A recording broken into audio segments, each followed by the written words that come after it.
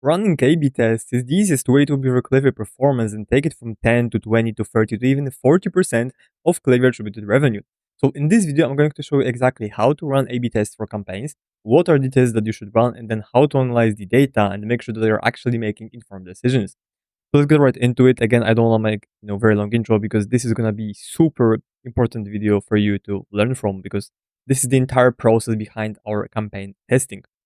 Here's one of the slides from my other video, which you haven't watched it, make sure you do because that's like the ultimate Klaviyo optimization guide. But when it comes to campaigns, here are really the main things that you should be testing. And again, you can be testing a bunch of other things, but these are the ones that will be most important. So send time and date, email angles, landing page, showing price versus not showing it, dynamic product section versus static, subject lines, buttons, footer with or without collection links, and then including workout offer for non-buyers versus not including it.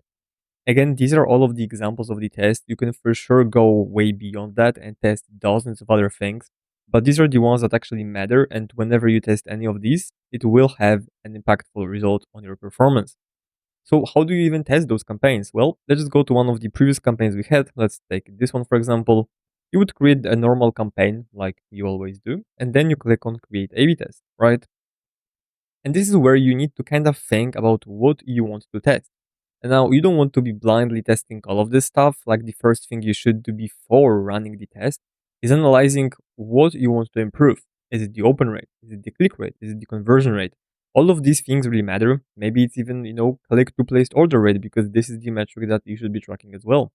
But in general, this is the spreadsheet that, for example, we use for our clients internally. So feel free to steal it, to be honest, because it works very well.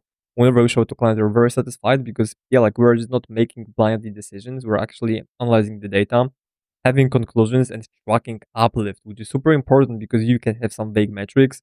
Like, yeah, the open rate was 50%, and the other one was 2%. And like, yeah, like, but what does it matter? Okay, you need to have an uplift for open rate, click rate, conversion rate, and then revenue as well, because all of these matter.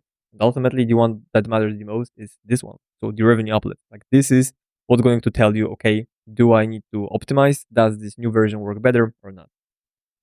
So let's say that you are our client and we're testing for you, and we're trying to improve.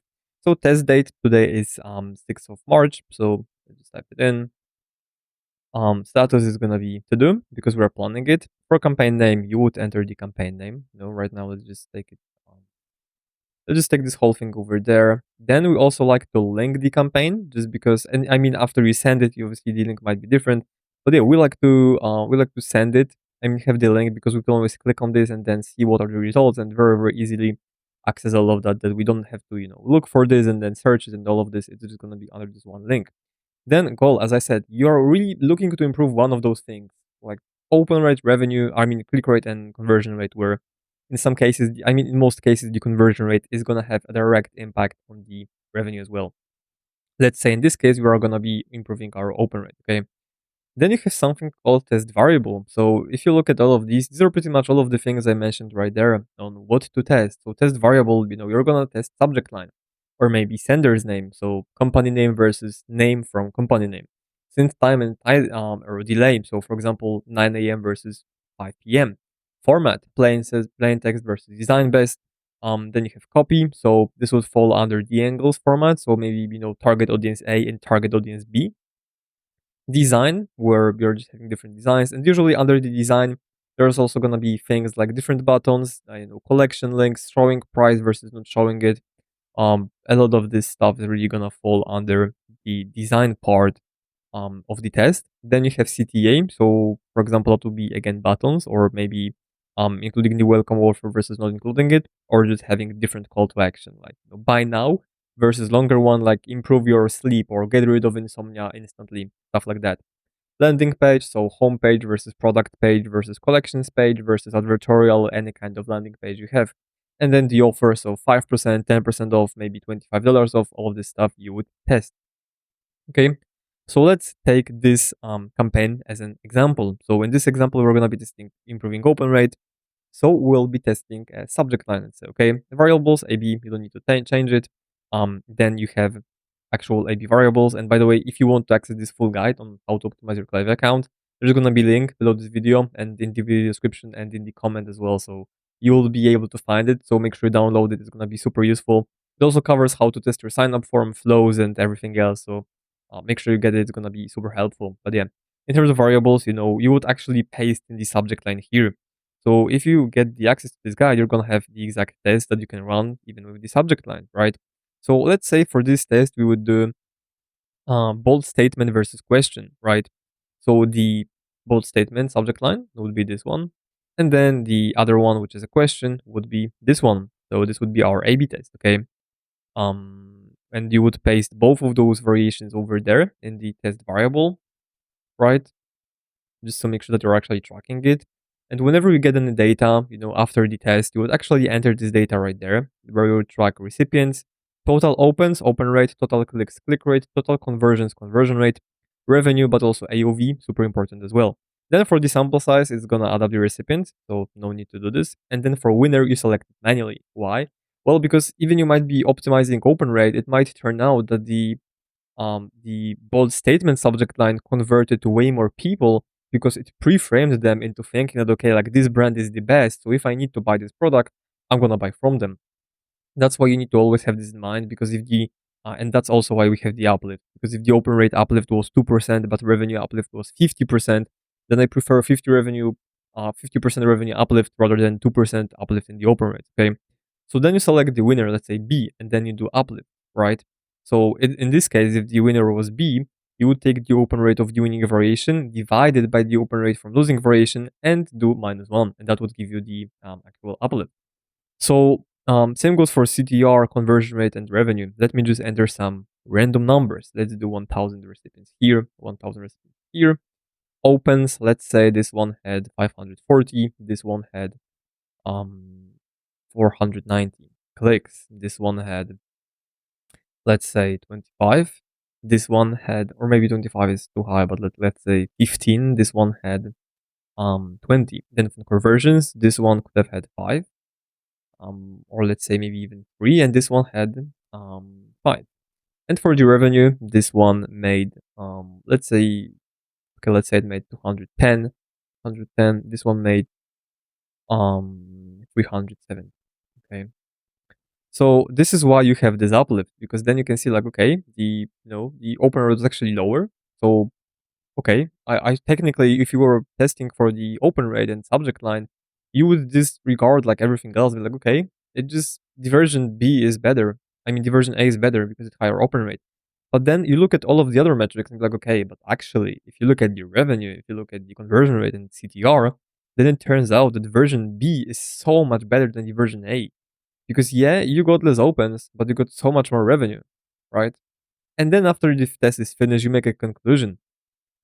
So bold statement, subject line got more opens, higher open rate, but the question subject line, and again, it's like what we think, because it's, for example, just one test. You would need to run multiple of these to make a like specific conclusion. Like, yeah, I know this for sure, but most likely, pre-framed customers more and generated more sales and revenue, right?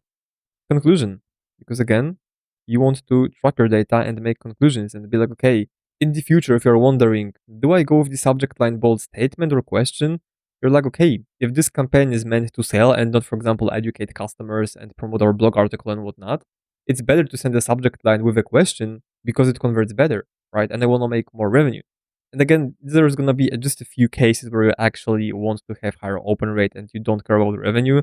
Again, most likely that's going to be whenever promoting blog campaigns or articles or that kind of stuff. Then, yeah, you would go for the open rate clearly. But this is why you kind of need to do it manually. And like, yeah, we don't have any automation for that. We're actually analyzing the data manually whenever we are running these tests for our clients. And we're doing, those uplifts manually as well. Because if it would turn out that version A is doing better, then you would need to change the formula and just copy paste it from some other client. That's why, it's already filled out. But normally we're all doing all of this manually. Again, no automation. We tried, but Klaviyo wouldn't allow you. Plus, to analyze the data, you still need a human. Like right now, of course, there is AI, but there's always gonna be a context needed, at least in my opinion, for the test to make a decision which variation was better, because you know better than AI what was the goal and what was the actual change that made the impact. Because in some cases, maybe it wouldn't be impactful. Like, let's say you would test the subject line with emoji and without emoji, right? Then in this case, I don't really think that the like including the heart emoji would, for example, get us. Let me just show you what it would look like. So if this was our test, then okay, I can understand that the emoji one had 5%.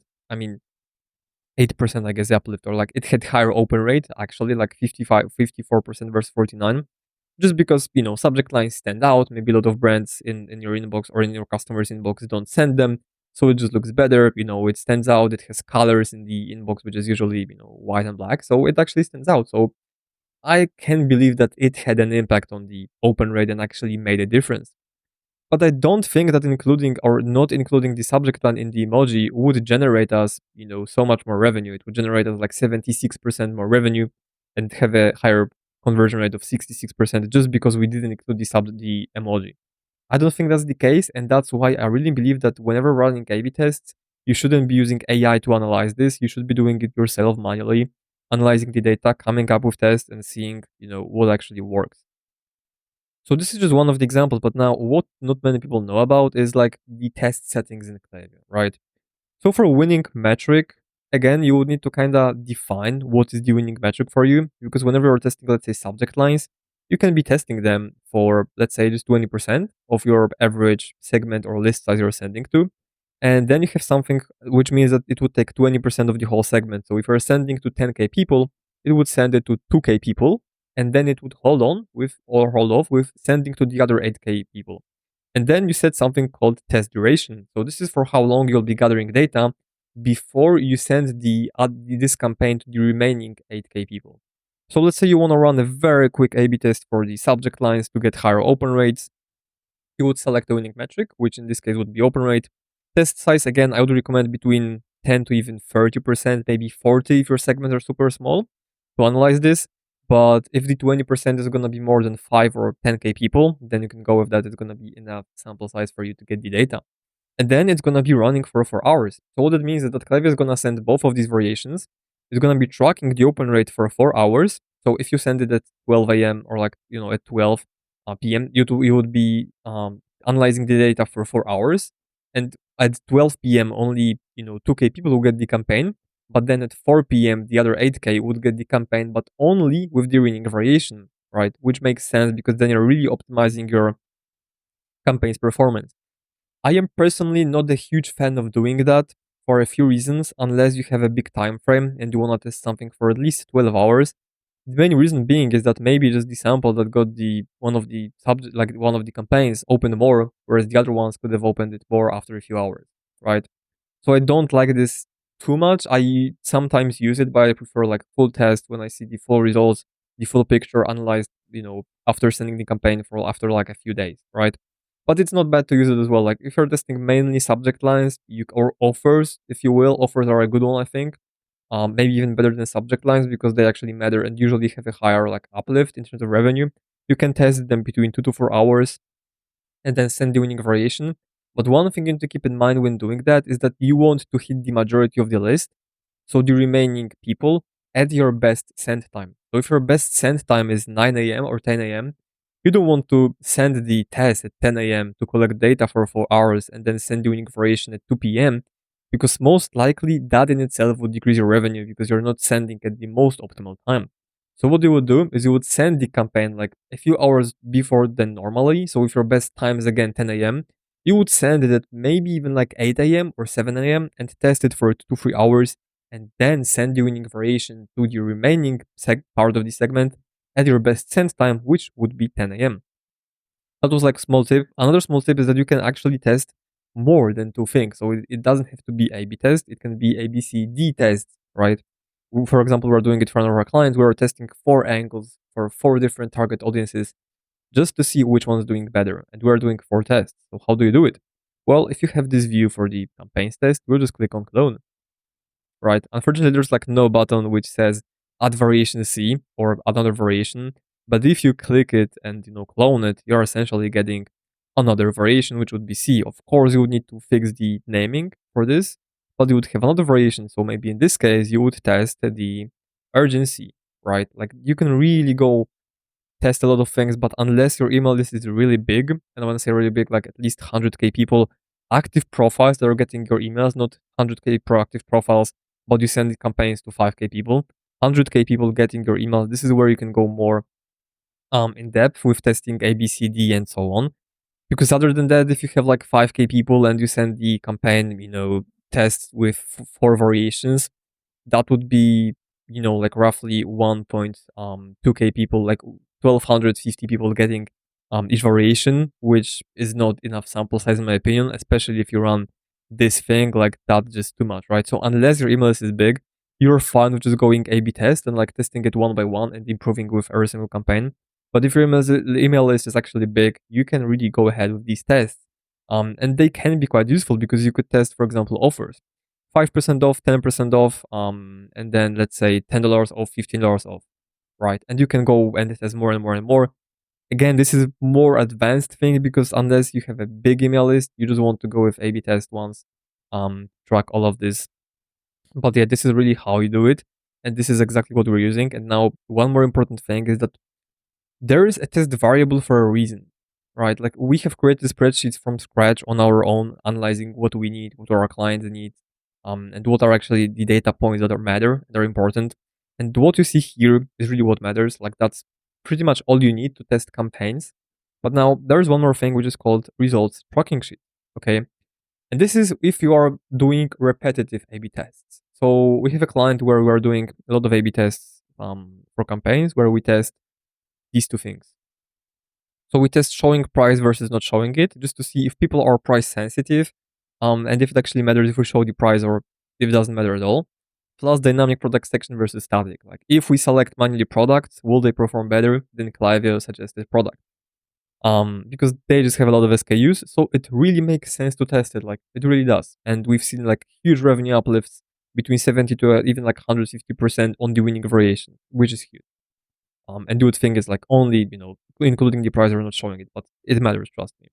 So let's say you're running 5 of these tests, right? So you would have design, again, design, design, design. You would be running them back to back, okay? Which isn't a bad thing at all. Let's just not showing it, but not showing the price, right? And you would run them again back for campaign. And now let's say that, campaign A winner was A, then the winner was A. Technically, the first campaign had winner B, the second campaign had winner A, the third one had B, and the fourth one had A. What do you do? Do you keep testing? Well, good question. And the answer is as always, it depends. Because you need to summarize all of those results for winning variation for both of the variations to understand which one is better, right? Because it may turn out that, yeah, let me just do a few more examples. Because it may turn out that, yeah, like some of these cases there is a winning variation that actually matters, but in some of these it might not matter at all. Okay, I'm not gonna do it live actually because it's gonna take some time. But what I mean is that it may turn out that, technically the winner is 50-50, right? Like it's equally split because in 2 of your tests, the winner was B and the other 2, the winner was A. So technically you can say that it was inconclusive data because you have like same winners, both variations performed better in each specific email. So what do? Well, you look at uplifts, but then you sum them up in the results tracking sheet, right? So what we would do is test type, showing price, or price sensitivity. And then you have 2 variables, which, we're actually testing, which would be showing price versus not showing it. And then you sum up all of the recipients from both of the variations. So we would sum up for all, and you're not doing winning variations, you're actually doing variations A and variations B. And you would do the same for opens and clicks and placed order and total placed order value, which is revenue. And then you see who is the winner. Because it may turn out that actually, here variation B1, let's say the revenue here was 200 and here it was 180. Let's say here it was 350 and here it was like, let's say 600. And then variation A, it was, let's say 350. And then variation B was 250. Okay. So yeah, technically variation B1 here, variation A1 here, variation B1 here, and variation A1 here. But if you look at this data, it is clear that whenever variation B won, it crushed variation A, which was a significant win. Even looking at the revenue uplift, where we would need to probably change that because that would be winning variation A, right? Like you can have negative uplift for the revenue if you're optimizing for the revenue, just because you would need to just change it, right? But yeah, let me just very quickly change it and I'll explain what I mean because it's super important. Okay, so we can see the uplift. Whenever variation A1, it hit a revenue uplift of 10% and then 40%. Okay, 10 is insignificant, I would say, especially with such a small, revenue. It could be like one order difference. Right here, it's a little bit better, 40% revenue uplift. But if you look at variation B, both of these had over 70% revenue uplift. Okay, so it's clear that even though technically you have 50-50 win, like both of these variations won the exact same amount of times against each other, then you look at the total placed order value, you add it up, and then you're actually going to see what was the difference and what was the difference between both of these. So variation A did better the variation A did 1.1k in sales, and the variation B did 1.4k in sales. So even though they seem to have the same, win rate, if you will, they won the exact same amount of times. The winner is clearly B because it made way more revenue in total, right? That's why you need to have both of these tracking sheets. Again, like we use this one, track campaigns one by one, every single week, every single month, track them and plan them as well, where we have to do our like live or end it. And then we have results tracking sheet where after we run a few of the same tests, which are the same variable and the same test idea or test type, we are actually analyzing them here to see what is better when we summarize the data. And like right now, obviously, it is not that significant where we had cases where variation A would, let's say, made 25k revenue and variation B would make like 56k revenue, right? Which is huge difference, but our win rate was showing that is like actually they are equally performing well, like performing equally well. Because in some cases the version A would win, in the others like version B. So again, win rate was 50-50 or like the win rate was 50% for both of these. But the revenue uplift when we summed it up was huge because it turned out that whenever version A won, it was by a small margin, but the version B1 it made a huge difference and it was a very very significant win. That's why you need to be tracking all of that. But yeah, this is how you run A/B tests. Again, this is one of those more advanced videos because setting them up in Klaviyo is really simple. Like you would just click on next and like schedule the test and you would send it. Or if you're doing the send time, you would select send times, right? Like you can select multiple as well. But overall, you really want to be tracking the data and for testing campaigns and flows and subject lines as well. For no subject lines, but sign up forms, you need to be tracking them in some way, shape, or form. Ideally, with a spreadsheet or something else where you'll be able to track the results and then manually analyze what is the revenue uplift, what is the conclusion, and what the test you even should be running every single month. So yeah, this is pretty much how you run those tests. Again, if you want to get access to the full guide on optimizing your Klaviyo account, download the guide below this video. There's gonna be link pinned to the comment and in the video description. So get it. But if you'd like us to run, for example, campaigns for you for a full month, schedule a call with me. We're gonna do it for a one-time fee, show you how we can improve it, show the tests we can run, and just overall improve your Klaviyo. But that's it for this video. I really hope you enjoyed it and found some value. I'm pretty sure you did. So if you want to find even more value, watch out my other video, which is gonna be recommended by YouTube. Thank you. Cheers.